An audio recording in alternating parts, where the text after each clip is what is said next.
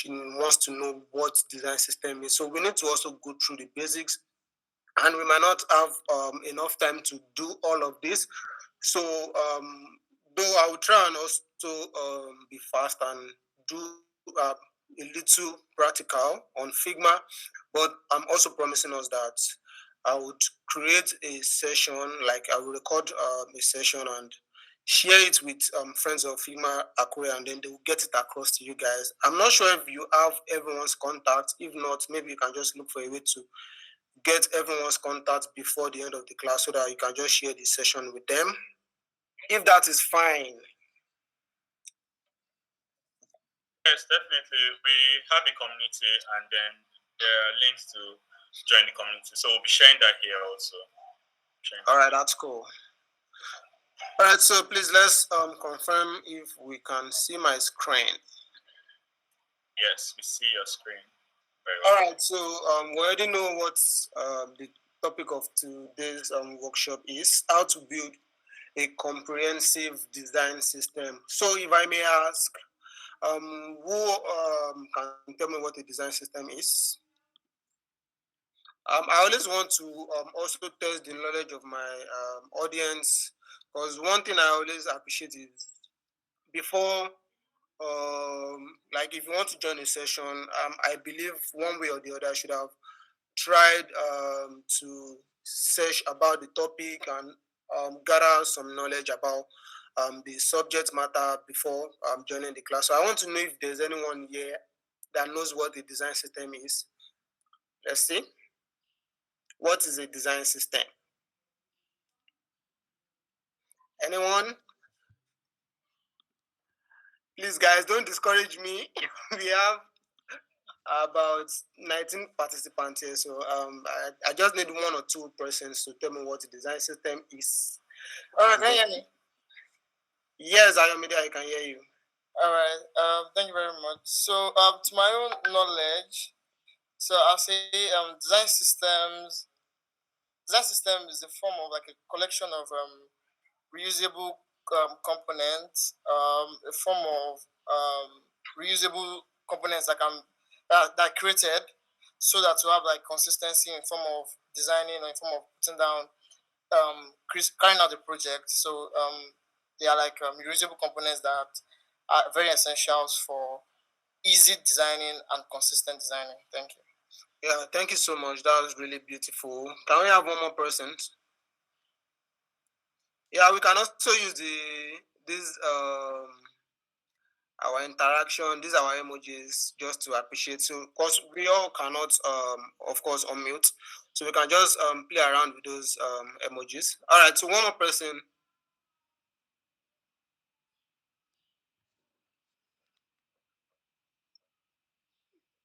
Can we have 1 more person? Don't tell me it's only Ayomide that knows what the design system is there. All right, Akombi. Sorry, Adekombi. Okay, so the design system is a library of the, let's call it the Bible of the reusable elements or components, talk of typography, the spacing system, the patterns, the style that will make our works be on brand and consistent throughout the process. All right, thank you very much. Both of you are actually correct. Yeah, that's actually what a design system is. So let's go on with our presentation. So now, one thing I've noticed over time is most people mistake design system for style guide. I believe we all know what a style guide is. So most people always say, okay, once they hear design system, style guide comes to their mind, and once they hear style guide, design system comes to their mind as well.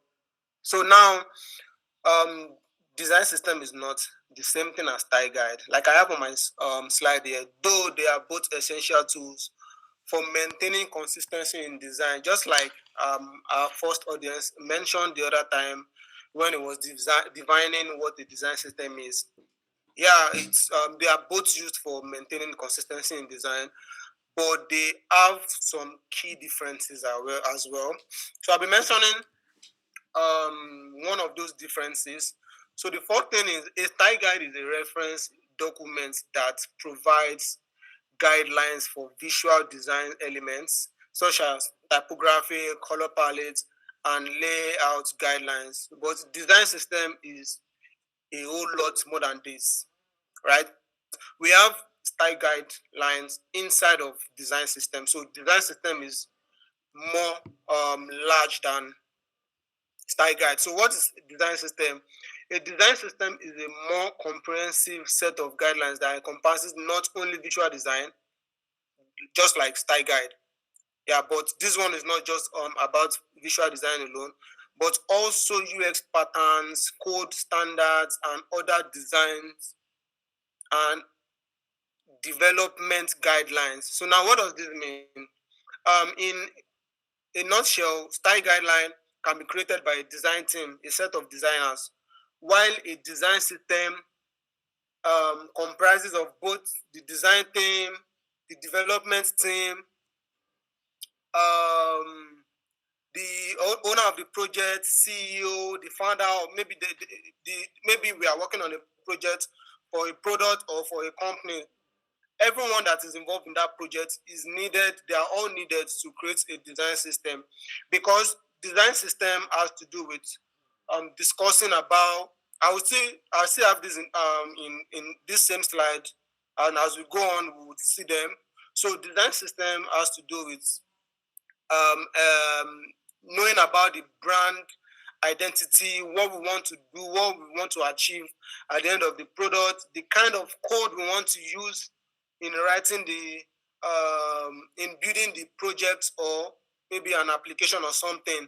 All these things are needed for a design system. So this makes it much more huge and much more comprehensive than a style guide. So now that has been clarified.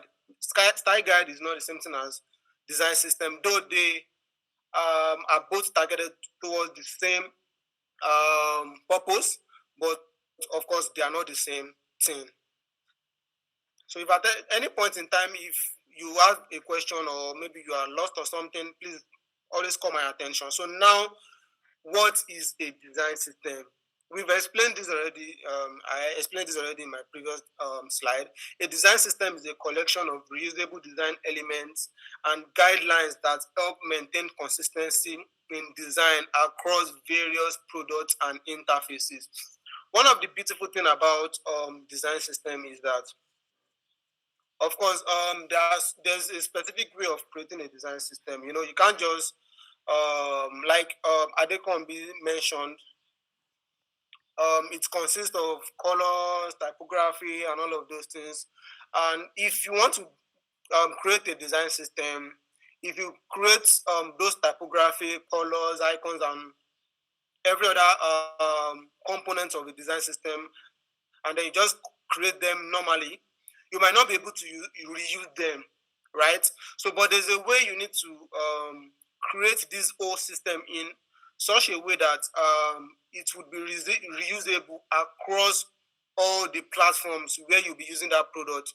And that's why from beginning, you know, I mentioned that you need to discuss with the whole team to know what you want to achieve, and you have to also discuss on things like, okay, what platforms are we going to be using this product? You know, there are some products that we only have the web version. You can only use them on maybe your computers, and you can't use them on your mobile phones and all of those things. So you need to discuss all these things, because these things will help you a lot when you are creating your design system. You need to know, okay, what platforms are we going to be using this product?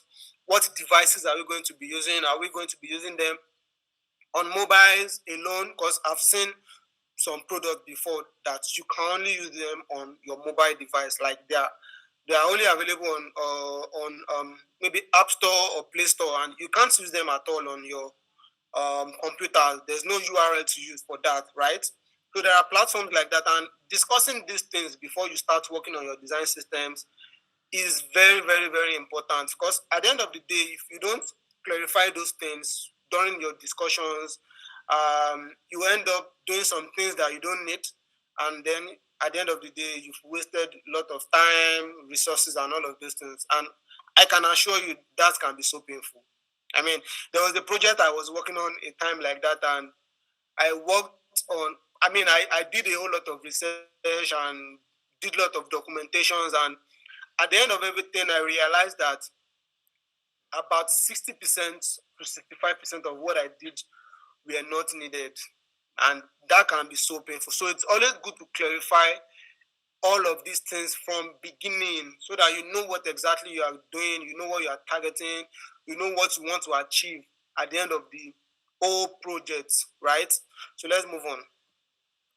All right, so now very quickly we'll be going through some of the steps you need to get started. Yeah, I know some of us said we want to learn how to what design system is, and how you can go about it, how you can implement it, and all of those things, right? So now here are some steps that would help you.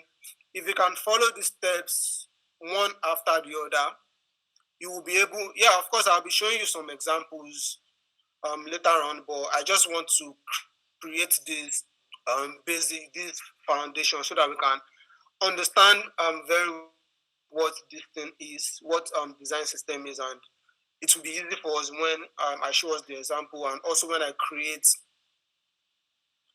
the video that I promised. So it becomes much more easier, and you guys will be able to follow. So first thing that you can do is to define your goals and objective, which is what I said the other time. You need to define your goals and objective. It is very, very important. I was working on a project one time, and I'm not sure how, because I'm not sure how the guy wanted it to happen. But from what he said, it was like, okay, I don't have time. Please, you have so duration for this project. He was asking me to skip some of the UX process and just go straight to the UI process. And I was like, okay, please, let's just calm down here. This is not how this thing works, right? If we skip some steps, we might end up running into an error, and I can assure you this project would fail. I had to explain to the owner of this project that, okay, if we don't clearly do some of these steps, we would most likely run into some errors. And that's how it actually works. That's how it works. I mean, there was a client asking me to work on a branding for his company, and I sent a form to him. So one of the questions in the form is, what's your mission, what's your vision? And then the client was like, I don't have all of these things. Why are you asking me these things? Just go straight. All I need is a logo. I'm like, I mean, you want to create a brand, you want to reach an audience, you don't have a mission, you don't have a vision for them, you don't even know, you don't have any problem you are trying to solve, and you expect that this company would not fail. Of course, it would most likely fail, right? So defining your goals and objective is very, very important. It's one of the things that you really need to do, right? That's one. Next thing is you need to identify your brand identity. I know if you are a designer here, most likely you know that brand identity is similar to logo design. But in this scenario, in this case, that's not what I'm trying to say. So identifying your brand identity is just like, okay, knowing, this is also similar to this first step that we have here. Knowing who your target audience is, how you want your audience to see you, how you want your color to be used, how you want, it's just generally how you want the look of the product you are working on to look like. Not necessarily, of course, logo is part of it as well, but in this case, it's just how you want the whole product to be perceived, how you want it to be identified, how you want people to see it, right? So that's what that is. The third thing I have here is create a style guide. Of course, I already mentioned this earlier that style guide is different from design system. So one of the steps in designing a comprehensive design system is to create a style guide. And what are the elements, what are the components of, that's where we have our typography, our color palettes, our icons, and there's one more I can't remember, but I'm sure we get what I'm saying. Your typography, the typography you'll be using all through your product or your website, the color palettes that you'll be using all across the product, and also your icons, how you want it to be used, the kind of icons you'll be using, and all of those things. So these things need to be clarified and organized as well. Of course, we'll still once we start seeing the examples, we'll get to understand better all of these things that I'm trying to explain. So the next thing is to develop design principles. This is very, very important as well. Develop a design principle. So you need to establish overall principles that guide your design decisions, such as accessibility, usability, and brand consistency. Now, as a designer, there are some principles that have been set in place, not for restriction, right? It's just to make sure we don't fall into some certain errors. Same thing applies here. So you need to establish these design principles. Okay, for this particular, for example, your colors, there must be principles guiding those colors. Okay, how do I want these colors to be used? If if I want to style my header, maybe your heading text, this is the particular color that I want to use. This is the particular typography that I want to use for my heading text. This is the particular icon that I want to use on this particular page.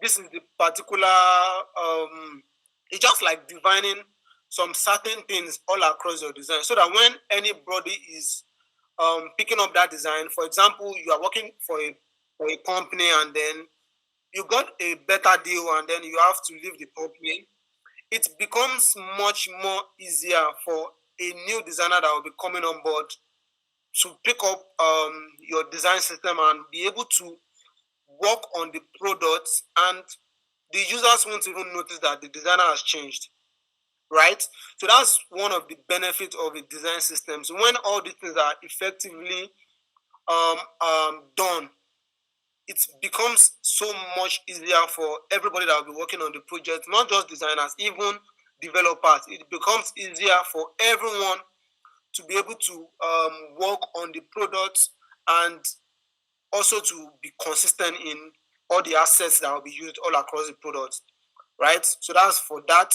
So create UI components, creating UI components. So some other things. So the style guide is also part of the UI component, and I already mentioned some of the components inside of the style guide.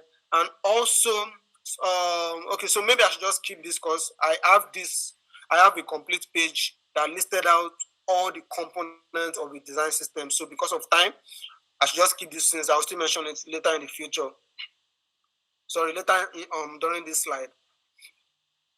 So document the system. Now, right, from your stage one, from the very beginning of the project to the very end, you need to document every single thing. I mean, most especially when you start your discussion with the stakeholders, the developers, and when you start defining your goals and objectives, you need to document the whole process. And one of the benefits of doing this is it becomes easier for you when you start designing when you start creating your design system, because you don't have to start going back to, okay, maybe you need some information from the stakeholders which has already been mentioned during your meeting, and then you have to message, hi John, blah blah blah blah blah. That might look so unprofessional, because even if the meetings are recorded, it's still very, very important for you to document, because you might not be able to a 2-3 hours meeting, right? So it's always good to document the whole system so that you are able to create a very comprehensive design system. So next thing is to test and refine the design system. Now this testing stage almost applies to anything you want to do when working on a product. If you are working on a UI project, you need to, at some point, you need to test it. If you are working on a UX, you need to test it at some point. So this testing phase is also very, very important. So once you've been able to create your design system, you need to test it as well. And by doing that is, okay, once you are done with the whole system, you need to you need to send them to the developer, you need to send them to the stakeholders for them to check through and make sure everyone is on the same page. You don't want to start working on your project and then your stakeholder is like, okay, this thing is looking off, and then you have to start working on the project all over again and all of those. Though there are some ways to bypass this, so such that you don't have to do a whole lot of work if there's an error, which is what I mentioned here about a design system is a collection of reusable design elements. So when you make your design system reusable, there's a way you can reuse them, and aside that, there's a way you can once we edit. So there's something we call components on Figma. We must have heard about that, and if you have not, yes, there's something called components and instances on Figma. So you can create a component and then have hundreds, 200s of instances connected to that component. So in a situation when there's an error, maybe in the color or the typography, once you make correction to the components, to the parent component, it automatically updates itself on those 50 or 100 or 200 instances that are connected to that particular component. So don't be scared. But I'm just saying so as to avoid errors and too many complexities and all.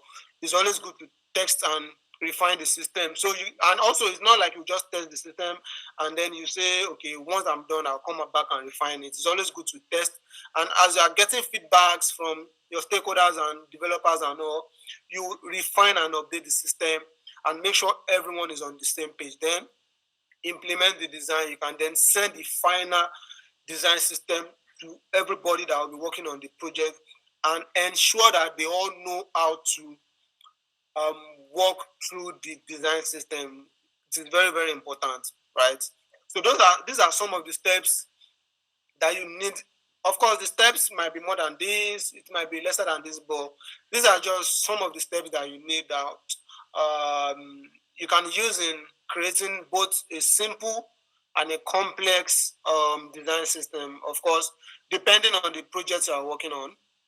So you can have a simple design system and you can have a complex design system. I would show you a design system by Uber. I mean, that design system is really, really complex.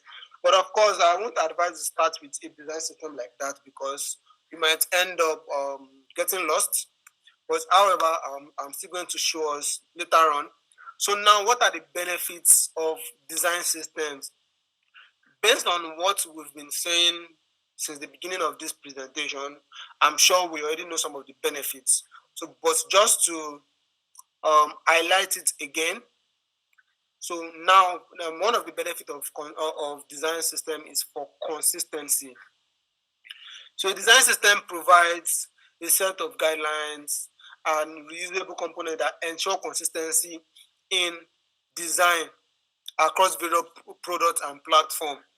Yeah. So when you set some principles, okay, when you create your design system, highlighting how colors should be used, how typography should be used, how some certain things should be placed and arranged all across your design or your product, it becomes easier for a new designer coming up to, okay, once a new designer is coming in, okay, the designer knows that, okay, this is how my heading text should be, this is how my body text should be, this is how my buttons should be, this is how my input fields should look like.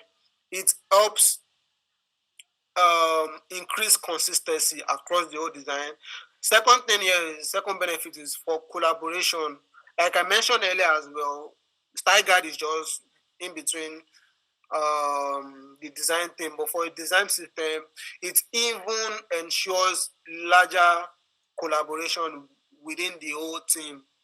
Main collaboration within the design team, the development team, the stakeholders, and all. So it ensures collaboration with all of this set of people. Efficiency.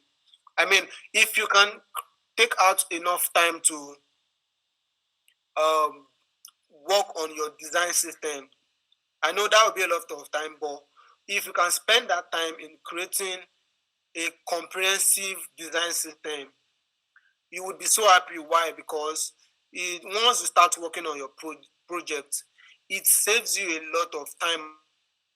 But I mean, it's just the major difference is if you don't have a design system and then you want to work on a project, um, that's just like you are starting the design from scratch, and then at some point you might start bothering yourself about, okay, how do I want this button to look like?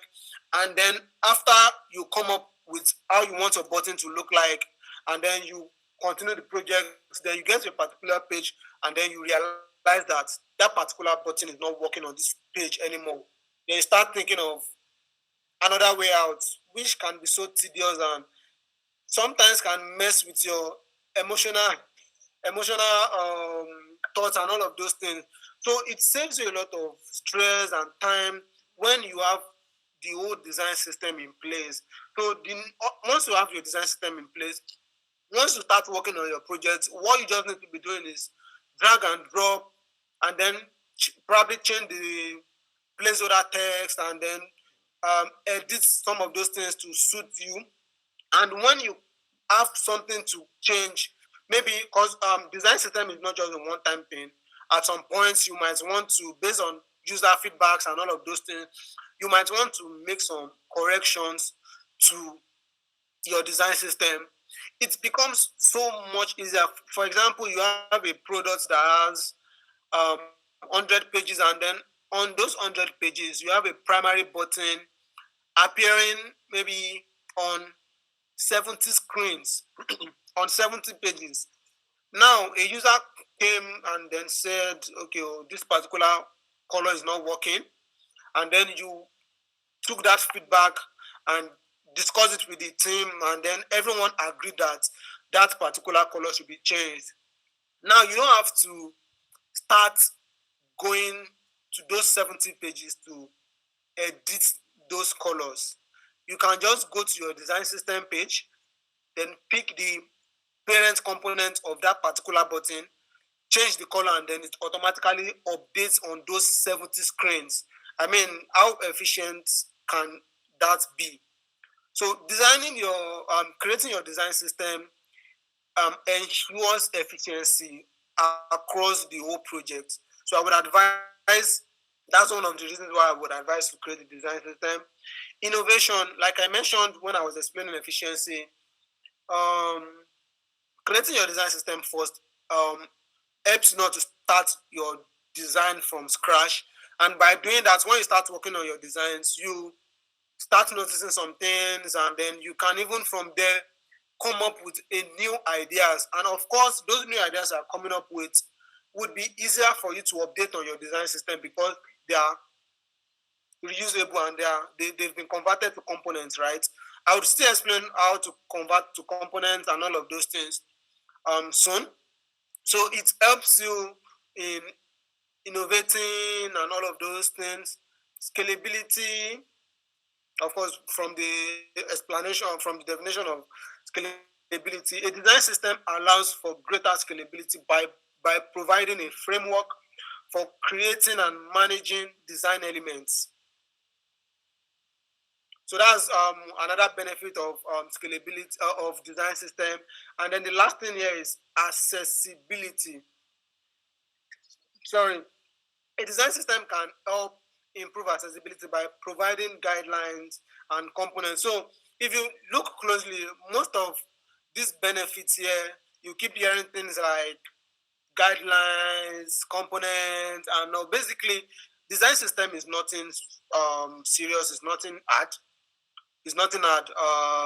Once you understand the basics, of course, at some point it might get so bulky, but of course, it's just basically it's just like you are repeating the same things as you are building it. You are working on your color palette, working on your typography, and all. It's just like doing the same thing but in a different way. So there's nothing really serious about it. So the major thing is that you are making those elements reusable, and you are setting some kind of guidelines. So that's what a design system basically is, and these are some of the benefits of design system. There are also lots more benefits that once you start working on your design systems and once you start using them, you would start highlighting those benefits. But these are the basic benefits that you can get from creating a design system. Right, so cool. Now going to the components of a design system. We all know what a typography is. I'm not sure how many minutes I have left. Tokwe, maybe you can just send me a message on WhatsApp so I can know how to maximize the remaining time I have, and will be cool. So number one, we have our typography. So I believe we all know what the typography is, even if we just, and I believe none of us here is just starting design today, right? So I believe we all know what typography means. I'm sure we all know what typography means.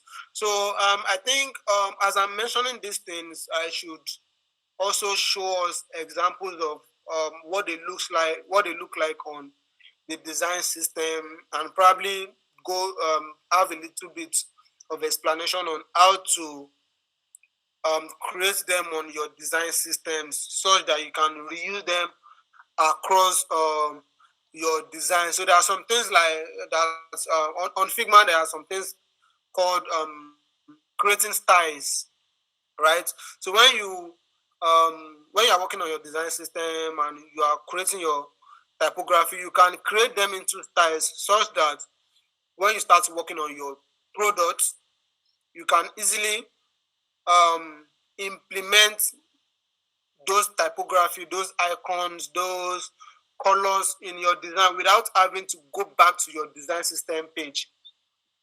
Right, so here we have typography, we have icons, we have buttons, we have cards, we have color palettes, we have layouts, we have imagery, we have inputs, we have list items, we have navigations, avatars, and badges. Now, depending on the project you are working on, there are some of these things that you'll be needing, and that's why it is very important to highlight your goals and like the goals of the project, what you want to achieve, what you'll be needing, because there are some projects that you don't necessarily need avatars for. For example, a project that the user does not need to create an account. A project like that will most likely not need an avatar, right? So now working on the design system and adding avatar is just like wasting your time, right?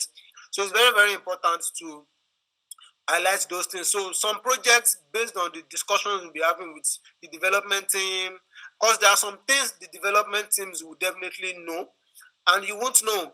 I mean, I was working on a fintech project one time like that. It was my first fintech project, and I didn't know how to implement a payment mode on my design, right?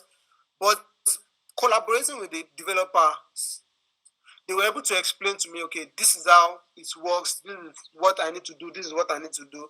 And that makes it easy and simple for me, right? So having all of these things in place would help you so well, so well, so well. So now I'll be showing us some examples of each of these things. And so we know what it looks like, and we'd also try and create some of those things on Figma, I mean on a fresh document. So anywhere we are able to get to, we'll do that, and anything that is left for us, I would be doing that in the video that I promised. Right, so let's go into Figma. You don't need to open Figma because we are not actually doing practical, right? So this is what, now how you want this to be arranged is totally dependent on you, right? If I show you another example of typography, this is a design system by Uber, right?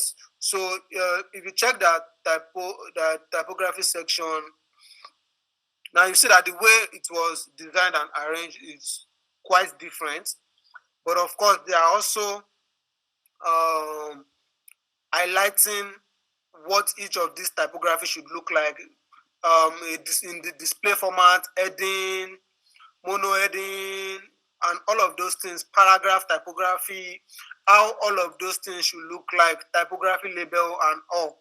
So for this other design system, this is how it was arranged. So the way you want to arrange it is totally dependent on you. But the basic thing is that everything that needs to be highlighted must be highlighted, so that it becomes so much easier for every other person that will be picking up the project. It becomes easy for them, right? So now this is what a simple typography design system looks like. So now we have H1. Let me zoom in a little bit more. So now this person is highlighting that, okay, for your H1, either title, of course, mostly titles, right? H1, this is what it should look like. This is the typeface you should use, and the font weight you should use should be semi-bold. So this is the size in pixels. It must be 40 pixels. Line height is 125%. So all of these things has been highlighted. So for your H2, this is the properties. For H3, properties up to H5, these are the properties. Then the person, this design system, I also realized that, okay, this is what the body text should look like. This is what the labels should look like, and so on. Of course, for some projects, you might also have some other typography. Maybe some projects now might have a typography system for inputs. Yeah, you can have something like that for your input fields. You can have for your buttons, button text, button typography. You can have for alert typography. Maybe you are trying to fill a form, and then or maybe you want to log in to your platform, then you inputted the wrong password and you clicked on login. Then there's this tiny little alert that comes and tells you that, okay, your password is wrong. Please try again. And those fonts are usually smaller than your body text and all of these things. So some design system typography might also highlight that. That is totally dependent on you as well. But the basic thing is everything that is needed to be highlighted on your typography system must be highlighted. So that's what typography system looks like. So now if you want to make this reusable, I mean, you can just go on Figma and then you create a frame. Sorry. And then and also there's also a way to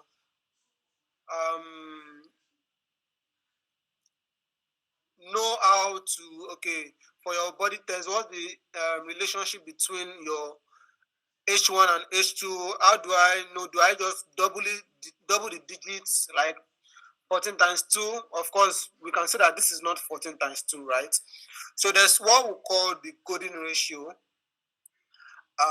Golden ratio is something like, it looks so long. Golden ratio. Sorry, ratio. All right. So this is the golden ratio, and the golden ratio is what you would use in dividing your typography, depending on maybe you want it to be your H1, your H2, your H3. So now let's copy this. I'm just going to quickly run through how to create your typography styles. So now let's have this. let's say, let's copy what we have here. Find the stuff you will love. Okay.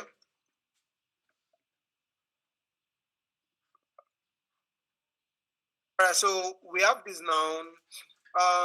Of course, this is currently 12 pixel, and that might be too small for your audience to view, depending on the platform they are viewing from.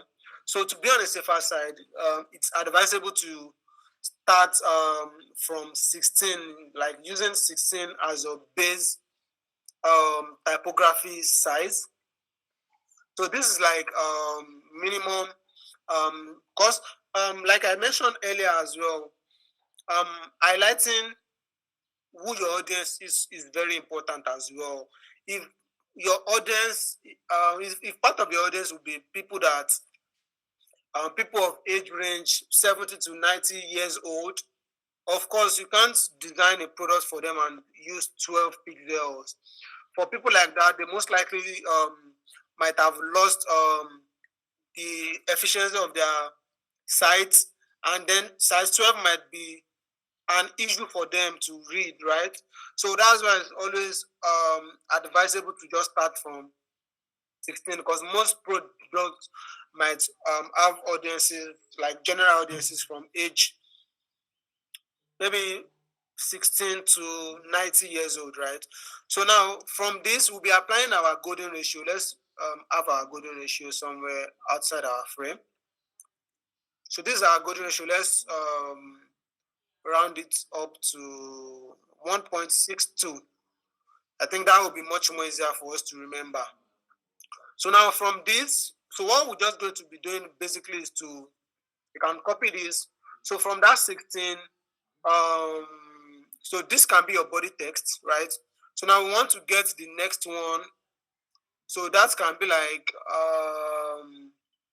okay, so we have title, we have subtitle, we can have body and all of those things. So now to get the next one, you can just duplicate your text, then multiply this 16 by your golden ratio, which is 1.62. You have this, right? So now if you want to get the next one, you don't duplicate this and multiply. What you do is you go back to your base typography, which is 16 pixel, duplicate that, and apply your golden ratio twice. Multiply by this, multiply by this 2 times. We have this, and then you can continue like that, like that, like that. And of course, there are some, like I mentioned the other time, for some alert typography, you might not need them to be as big as this. So some of those smaller text can also come up. So, but you won't need to divide. For example, you want to get a smaller typography from this, and then you divide this by your golden ratio. We have 9.88. That's a whole lot smaller, right? Of course, we can't go this small, so we can just probably just settle for something around 14, or you can even use 12. But at this point, you know that you can't use the same font weight, because this is quite tiny, and if you are using regular font weight for this, it's most likely not going to be readable. So you can use maybe a semi-bold to make it much more readable, or even to make it better. Since this will be used for alerts, you can just have this kind of principle that, okay, for every alert, because the font size is small, all the alerts should be in capital letter. I think it's supposed to be okay, uppercase. So now you will notice that it looks much more readable compared to when it was compared to when we were using sentence case. So using uppercase becomes much more better when you want to read it. Though we are still maintaining the same 12 pixel, but it becomes much more readable. So all of these things depends on how you want the whole look to be, and I mean all across your design. So now, how do we make this reusable? So for your typography, for colors, for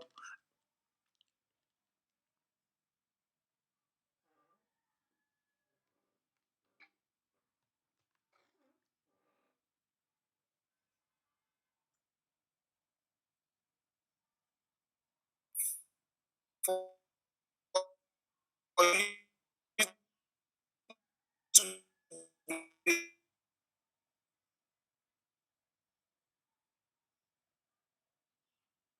when we have this, we might need to increase our frame a bit more. And of course, for your H1, you can also use maybe semi-bold or bold. All depends on you. So you can also have a kind of principle that, okay, for all your H typography, maybe H1, H2, H3, up to H6, they should all be in bold. You can also have a principle like that. Like I said, it all depends on you. Of course, not necessarily bold or extra bold. Any of the bold type face or font weight would work, either semi-bold or bold or extra bold. Of course, black might be too bold, right? But it's a free world. It all depends on you. So now we want to create styles for our typography system such that we can reuse them later in our projects, right? So how do we go about this? So make sure your text is, your typography is selected. So come to the text section on your property panel. So this is the property panel. So under your text, you will see these 4 little circles arranged in a square form. So you would also see this pop-up that says styles. So click on that. Then you will see this button, this plus button that says create style. Click on that. So now it's asking for a name. So you can rename this. So there's a way I love renaming my styles in such a way that you can create a folder for it, and then inside that folder you can then have your styles. So this is what I mean. So I want all my heading text to be in a folder. I want all my body text to be in another folder. So how do I achieve this? So now this text here is our heading text, right? And we want to have a folder for our all our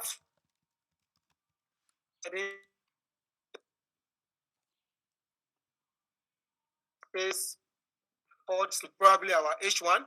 So we can have H1. So what this means is anything we have before our forward slash is going to Figma is going to automatically see it as a folder, and then after the forward slash would automatically use that as the name of our typography. So let's see how this looks. Create style. So now if you come back, okay, now let's have another text. And if you click this, you would see that inside this now we have heading. Then under heading we have H1, right? So now if we want to now add, let's say we want to do the next one, this is our H2. So similarly, you go to this dot and click on create style. Also heading, heading / H2, create slide. Create style. So if you come here now, under heading, we now have 2 styles that says H1, H2. If you come to this body text, and then let's assume this is our body text, and then we also want to create a style for that. We then say body, then maybe B1. Then this is also body B2. Of course, the name you would use here is also dependent on you. You can use anything, maybe you can have description, body or something. It all depends on you and how you can easily remember what you define each of your typography to be, right? So this is just an example. So now if you come here now, you would see that, so we have two heading text, which is H1 and H2. We also have two body text, which is B1 and B2. So now if you go ahead and create a new page, so now this is a new page, you want to add your, you want to create a new style. Let's say we want to work on a desktop screen, let's say for MacBook Air, and then we have this typography that says, so let's keep this, find the stuff you will love.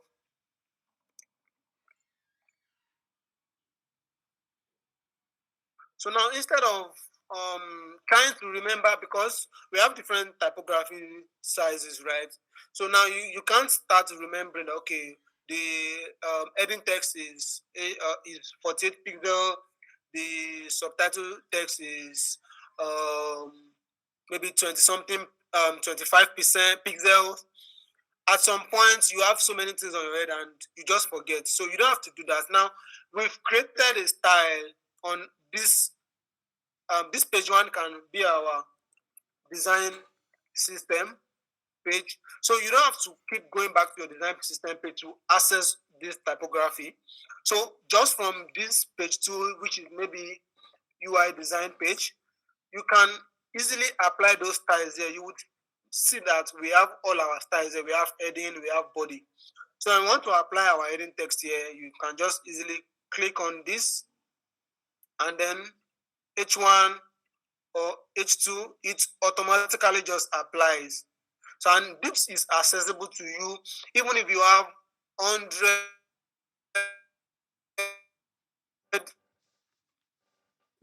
frames for your colors as well. Let's say we have this other one for our color palette.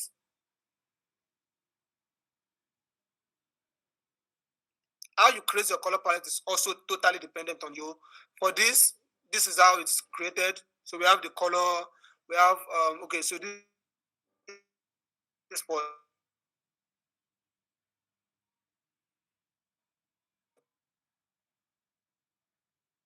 title acts for background, blah blah. So all of this design and they are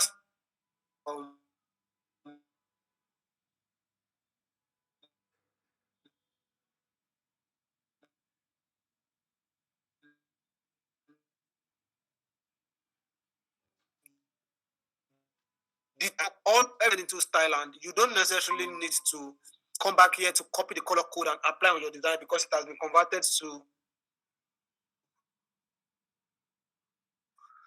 similar way we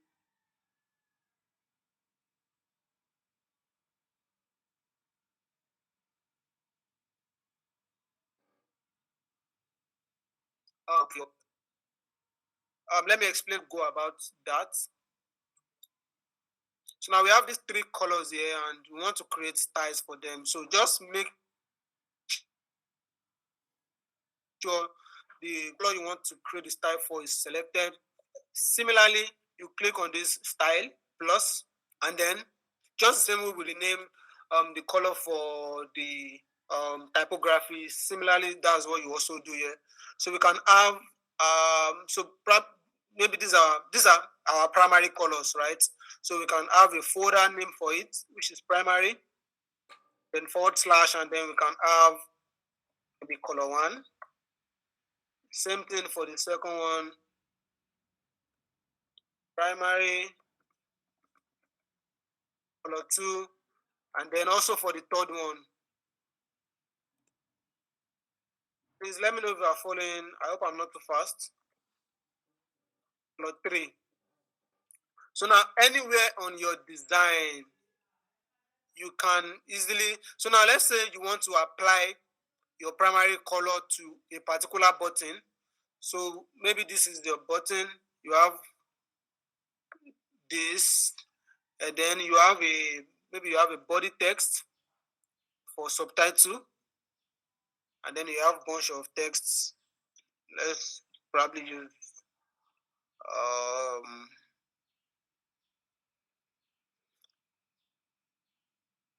lorem.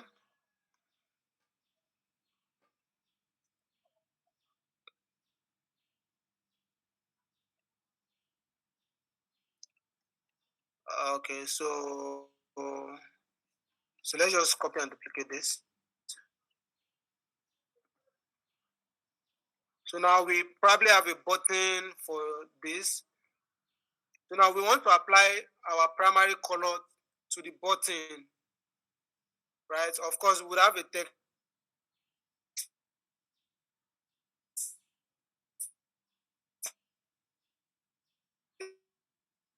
as well, but this instead, and then now you would see the style we just created,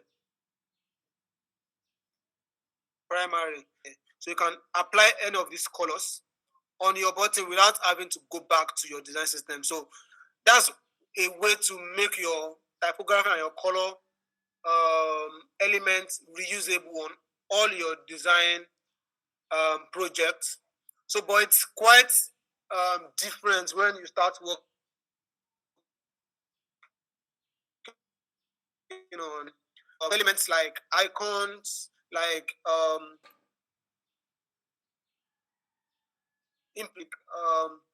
so for that you need to have a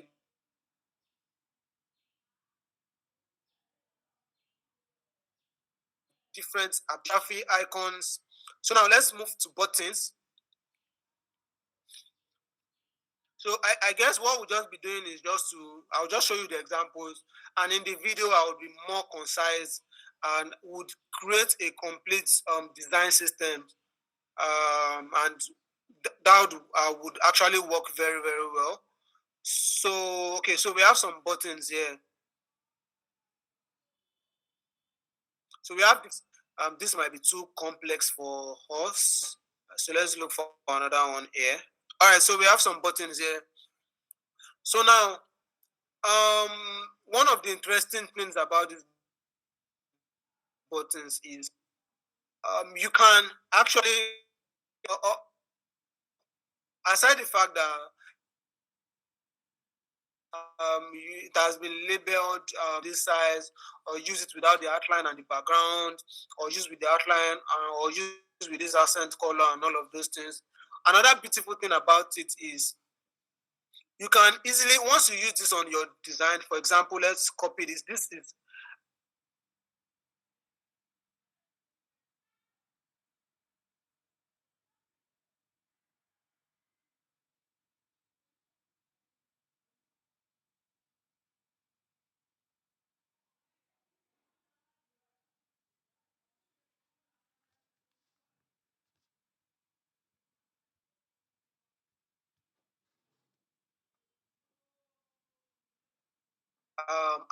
diamond. Is it diamond? Yeah, diamond.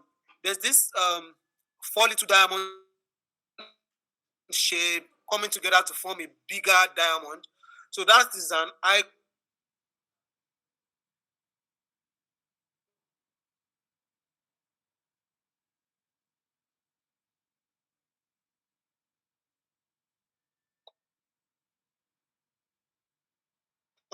for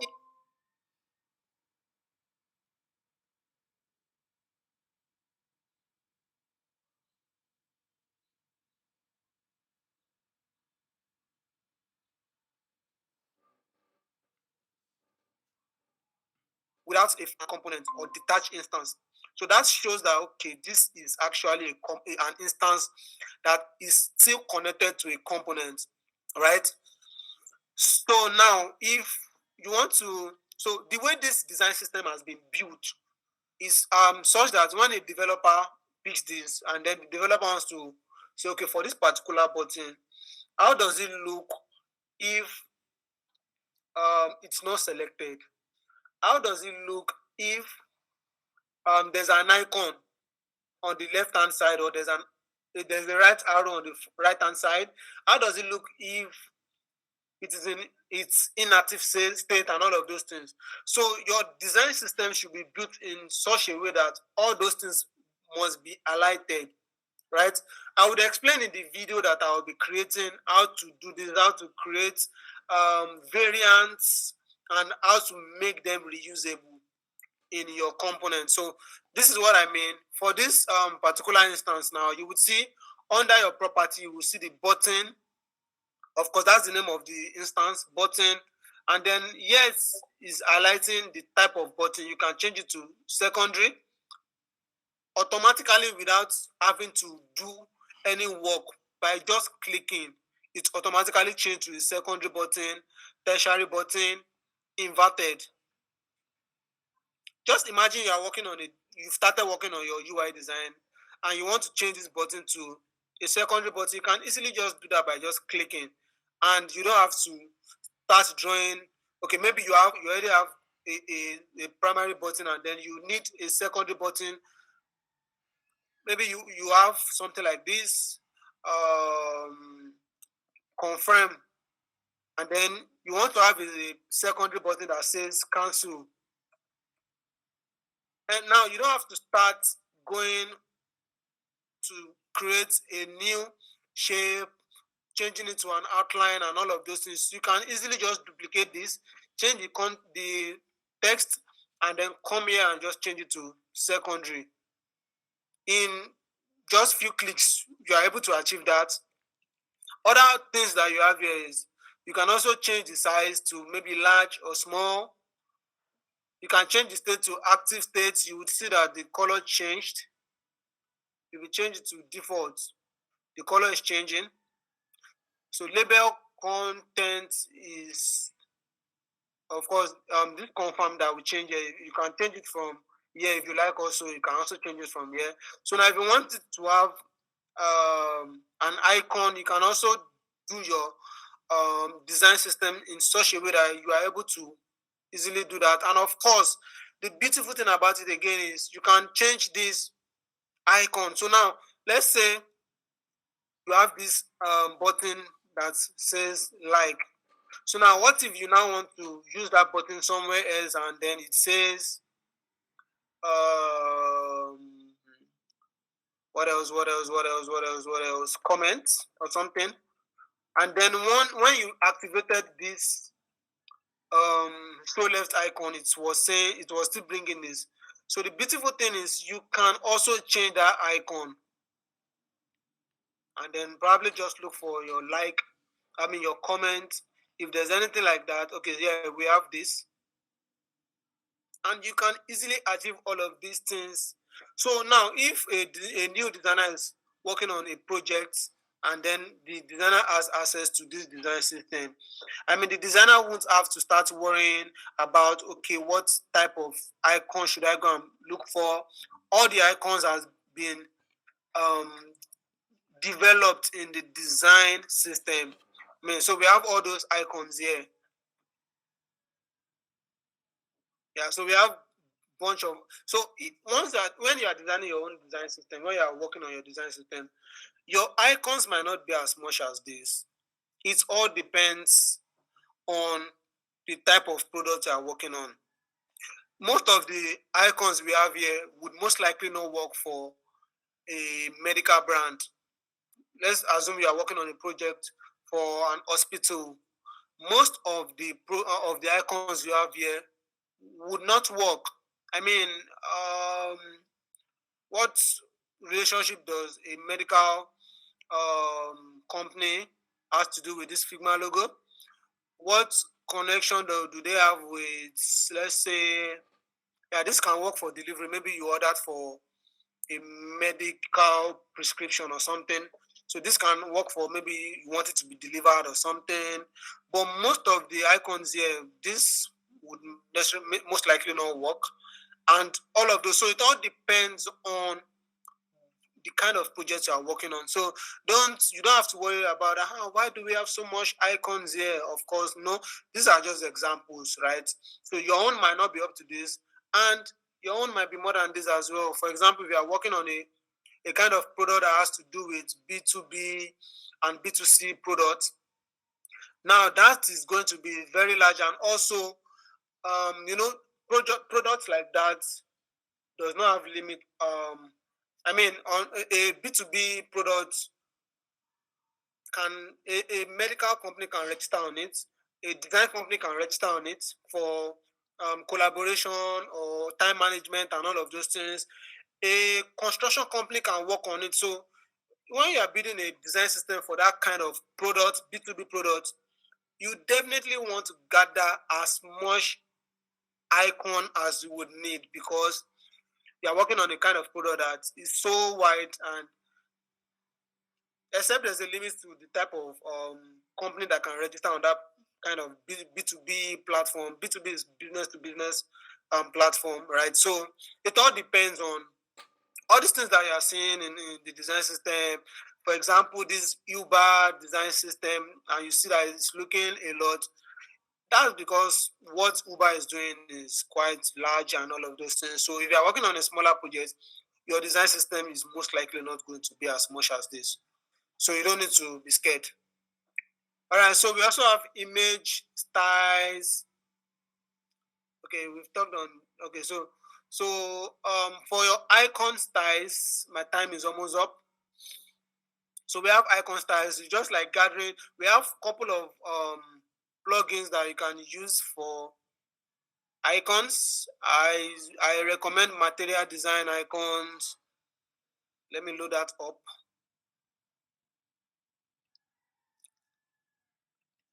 So material design icons, and we also have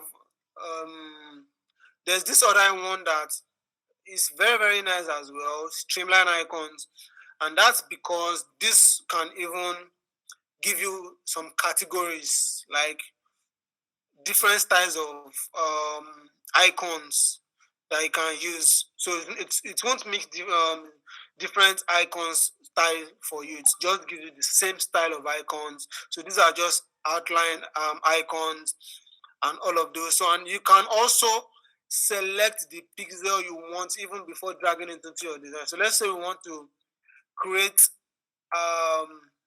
an icon design system right here. So we can have the name of the frame to be icon, and then we want everything. So if you use a plugin like Iconify has different sizes. I don't think there's anywhere. Well, you can choose a specific ISA, but one way or the other, when you start dragging in your icons, it becomes bigger than the other at some point, right? But for this other plugin, Streamline icon, you can just select the size you want and then start searching for the kind of icon that you want to be on your design. So you can have this, you can have this, you can have this. So let's say we have this. So you arrange everything.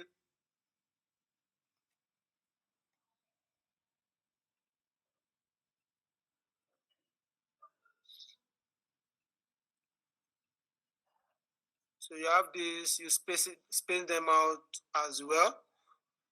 And then you can, another beautiful thing is you don't have to, because everything you'll be working on, or every element you'll be working on your design system must be converted to component aside your text and your colors, right? So, but for every other thing, they must be in. You must convert them to components. So now, and the beautiful thing is you don't have to start doing that one after the other. You can just select all your icons, then come to this drop down. Then you, if you click on create component, it creates everything into just a single component, and that's not what we want to do, right? So there's another option here that says create multiple components. So once you click on this, so now you see that it's created each of those elements into different components, right? So that's how you can create your icon component. And I think there's something that was showing here the other time. Anyways, I would explain it in the video I want to create. I already mentioned that earlier as well. So what else? We also have cards. For example, if you have an e-commerce platform that you want to work on, you will definitely be working on lots of cards. So you need to also create a component for that as well to be able to reuse them later on. We have cards as well. Of course, if the platform would require the user to buy something or make some purchase, you can have a card, add some elements to the cards, and all of those things. Informative cards. We have headers. So you necessarily might not need this. We have input fields. This is also very important. Very, very important for your onboarding. If you want to search for if you want to search for something and all of those. So you can also create your design system such that this particular design system doesn't have that. But exactly the same way we were able to interact with this button, and then we're able to add this icon to the button. Similarly, you can create something like that for this. So let's say you want to use this particular field, input field, you want to convert it to a search button. So you can just probably remove this. Okay, you can just rename, you duplicate this. Don't forget to duplicate, so that you automatically convert that to an instance. So you don't want to mess up with your, you don't want to mess your parent components. Why? Because anything you do on your parent components affects all your instances. So you can only change your parent components if you want it to also affect every other thing in your design. So, but aside that, just always make sure to convert to instance. Then you can make your edits. So search, type your search here. This can be search. So you can also convert this such that you can add maybe your search icon here or here, just the same way we saw it here. So just when I'll be creating those videos, I would explain better how to achieve that. So those are called Boolean properties. You can also go online and search how to do that before I send in the video and all of those things. So if you want to, like this toggle on and toggle off, they are called Boolean properties. So you can just search how to do that on YouTube, or if you have a course or something, you can go through that. We have check boxes that you can do. If you duplicate this, you would see that okay, so we have two states here. One is when the checkbox is selected, this is how it looks. When it's not selected, this is how it should look. And of course, this has been prototyped as well, such that you can easily interact with it. If you preview this now, you can easily interact with it. You'll see that as I'm clicking this, it works as well. So all of these things are things I will be highlighting in the video. And yeah, so we have list items, we have navigation items. I'm pretty sure we all know what these things are. Just that we might not know how to create them in our design system. And of course, I'll be highlighting all of those things. So we also have our basic navigation components and so on, progress bar. Yeah, so and also aside that, I would be sharing this design system with Tokbe, so you can share it with us. They are all on the Figma community. So, but for easy access, I'll just share the link so that we can also have access to it. I would share this one for Uber as well, right? So that's it basically for design systems.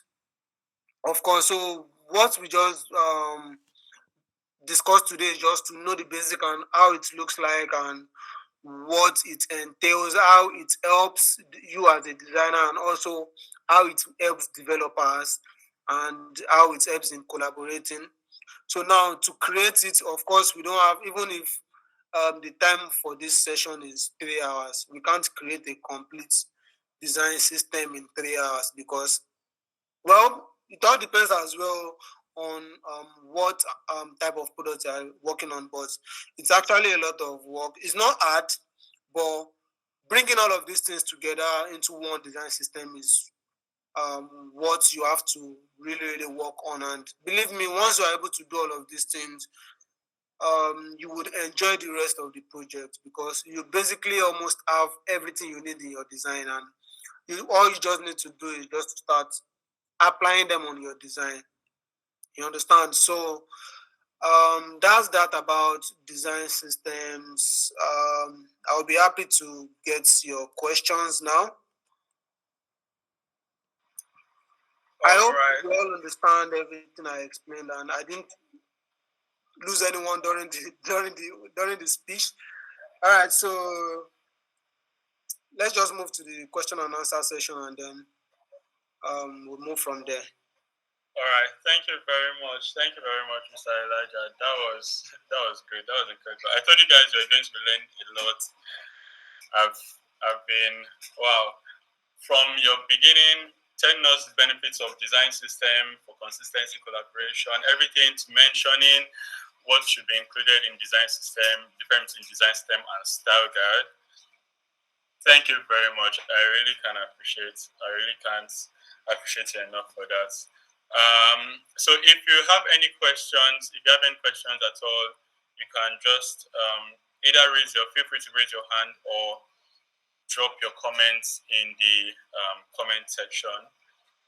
We would also be looking forward to the tutorial video from Mr. Elijah. But till then, if you have any questions at all from the session that has just been held, you feel free to raise your hand or make use of the chat section.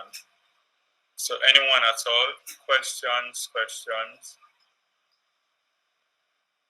Feel free to ask your questions. I'd like to see hands up or drop them in the message section. Looking forward to questions. Who has questions?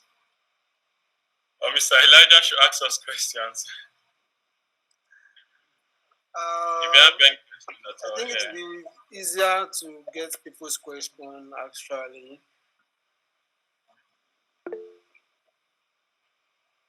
Okay, there's a question here. Yeah.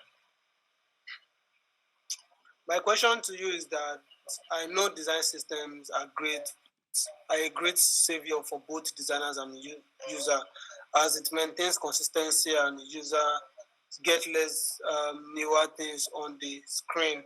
But do you think design systems do refrain the designer from letting their creative juice flow?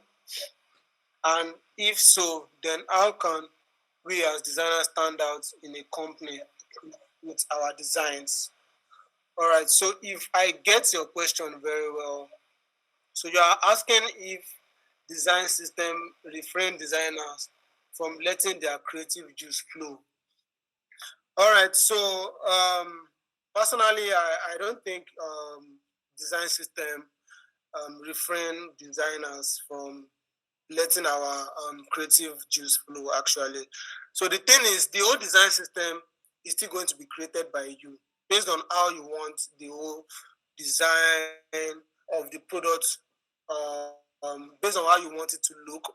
So when what I mentioned earlier was that you need to collaborate with developers, stakeholders, and all of those things. So why you need to collaborate with them is so that you can get some informations about, what you're working on is not just UI design, is also UX design. If you are creating a design system, you also need to take note of the UX design. And there are some things you might not understand as a designer. There's only a developer who understands it, how those things work, how it can be implemented, and all of those things. So it's very good to work with them, as it will make your work easier. So now they are not going to tell you how those things should look like. So what you are collaborating with them for is just to get some clarities about the whole project, how it should go, how the experience should be. Of course, you as a designer would also most likely have the final say, because you are a UI UX designer. But of course, as a good designer, if you're a good designer, you must be able to also take in feedbacks taking feedbacks is a very, very great skill to have as a designer. You understand? So taking those feedbacks and then implementing those feedbacks into your own design um, makes it easy for everyone to be on the same page. I understand that you are working. Everything you are doing is for the designer, it's not for the developer, and it's not for the stakeholder. Because the people that would end up using the product is they are the users, right? But as well, also the stakeholder has a say. And one of the great skill you have as a designer is to be able to um, be on the same page with everybody on the team. And that's why you need to collaborate. So once you've been able to collaborate with them, you then go ahead and put in your own creative juice. I mean, it doesn't refrain you from um, having your own creative juice into your design. So once you're able to get all the information you need, then you'll be the one to decide how you can implement it into your design, how best it can be implemented into your design, such that it looks so beautiful and aesthetically pleasing to the eyes and all of those things. So, personally, for me, it doesn't reframe you as a designer. I hope I answered your question. All right, thank you very much. Rishraj, I hope your question has been answered. I hope your question has been answered. All right. All right. All right. Yes. So, any more questions? If you'd like to speak, you can raise your hand. If you'd like to use the message section, feel free. Any more questions?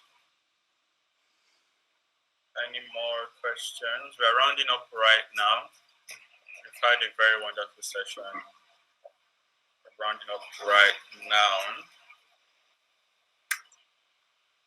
All right, all right. I would like to believe everyone is clear and there are no more questions. Okay, so let's just run a quick exercise to show appreciation to our guest speaker. So if you look at your screen right now, and if you look at your screen for the Google Meet, down the screen you would see reaction sections. So you'd see various emojis. I hope we can all see that. If you can, I would like us to just use the clap reaction and show appreciation to our speaker. All right, great. I can see John Taiwo. I can see Tope. Yeah, please, let's make you. Thank you. I can see Shami Star. All right, great, great, great. Thank you very much. We are so very much grateful, Mr. Elijah. That was an amazing, amazing session. We'll be looking forward to the design system tutorial from you. I dropped the link to join the community.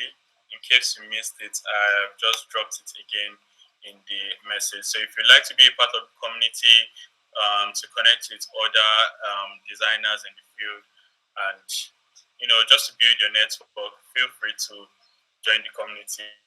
And we also have some people outside Akure. Some people visit Akure and then they were a part of the community and they've left. But feel free to join the community. We'd love to have you be a part of Friends of Figma Akure community.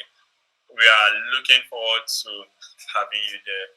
So to end this session, we'd just like to call on our host, Mr. Tope, for his final words. And yeah. All right, thank you very much, Tobechukwu. Thank you so much. Elijah, thank you so much. I mean, a lot of things went into making this happen this evening. A lot of things went into it. And myself and him are the only ones who know about these things.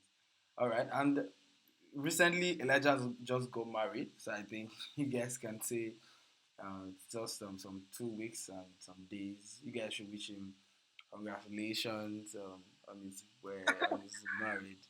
You've trusted me. Thank you so much. Married man. Okay, so you just had wisdom from a married man. I mean, how to build a design system from a married man here. All right. Okay, so we have come to the end of today's session, and then we'll see you around. Thank you, everyone, for joining.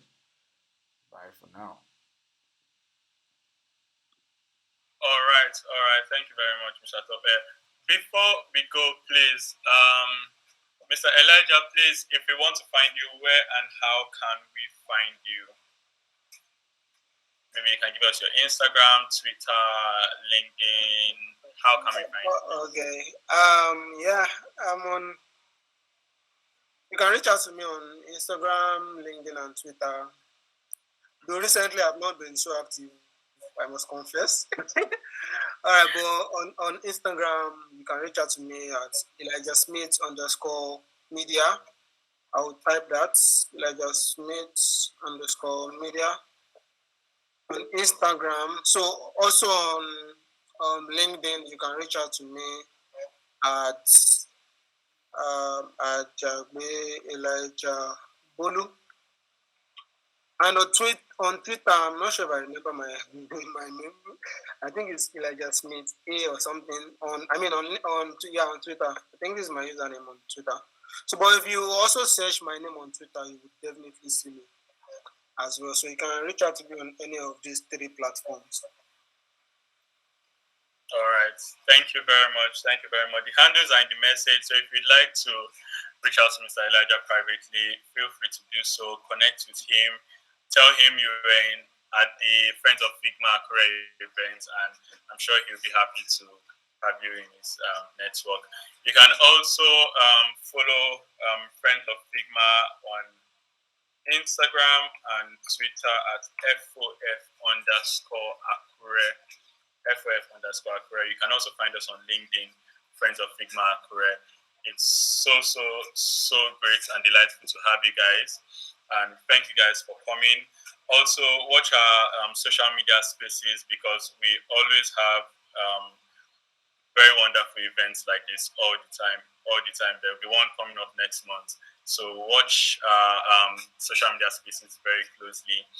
For those of you that were in the last event, our speaker promised to come back, and we are working on that, and we're going to be having him with us again very soon. So just watch this space very closely. All right, it's been great doing this. Thank you guys for coming. Good night, good afternoon, good morning, wherever you are, and enjoy the rest of your evening and the rest of your day. Bye, everyone, and thanks for coming.